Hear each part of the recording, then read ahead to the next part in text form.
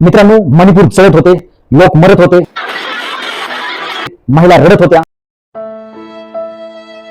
पण देशाचे सर्वात मोठे नेते कुठे व्यस्त होते? मुझे बताइए क्या मूड है आप लोग जाते हैं?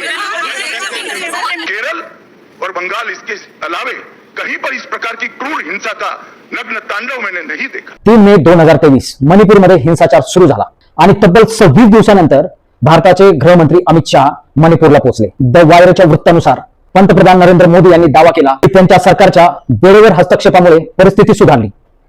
पण प्रश्न असा आहे, जर परिस्थिती इतकी नियंत्रणात होती तर मणिपूरची जनता आजही सरकारवर का नाराज दिसते? नमस्ते मोदी जी, आपको पता है भी जो आज हुआ है मणिपुर में? गुगल सर्च रिझल्ट नुसार गृहमंत्री अमित शहा टोटल 15 दिवस पश्चिम बंगालमध्ये निवडणुकांच्या प्रचारासाठी तळ ठोकून बसले.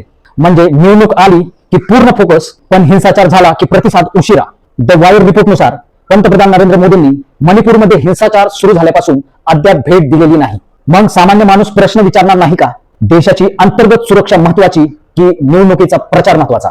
कारण भारताचे गृहमंत्री त्यांची प्रमुख कामं काय असतात? अंतर्गत सुरक्षा, दंगली नियंत्रण, पोलीस आणि गुप्तचर यंत्रणा, सीमा सुरक्षा, आपत्ती व्यवस्थापन. पण विरोधकांचा आरोप असा आहे की गृहमंत्री निवडणुकांमध्ये जास्त सक्रिय दिसतात आणि सुरक्षांच्या मुद्द्यांवर कमी. मणिपुर में हिंसा कुछ कम है तो ये मणिपुर में क्यों नहीं भेज रहे आप? तो मणिपुर में जाइए ना, वहाँ पे खत्म करिए. प्राइम मिनिस्टर कहाँ गया है? प्राइम मिनिस्टर क्यों नहीं बोले? आता पश्चिम बंगालकडे बघा. अमित शहा यांनी पश्चिम बंगालचे मुख्यमंत्री पदासाठी शुवेंदू अधिकारी यांचे नाव घोषित केले आहे आणि 2026च्या विधानसभा निवडणुकीसाठी सादर केलेल्या प्रतिज्ञापत्रानुसार शुवेंदू अधिकारी यांच्यावर तब्बल 25 फौजदारी खटले प्रलंबित आहेत. मग प्रश्न असा, महिला उमेदवाराला संधी द्यायला हवी होती का? जनतेचा आवाज खरंच ऐकला जातोय का? की निवडणूक जिंकणं हेच सर्वात मोठं लक्ष आहे? आणि सर्वात मोठा प्रश्न, मणिपूर हिंसाचार सुरू असताना देशाच्या पंतप्रधानांनी आणि गृहमंत्र्यांनी मणिपूरमध्ये अधिक वेळ द्यायला हवा होता का? तुम्हाला काय वाटतं?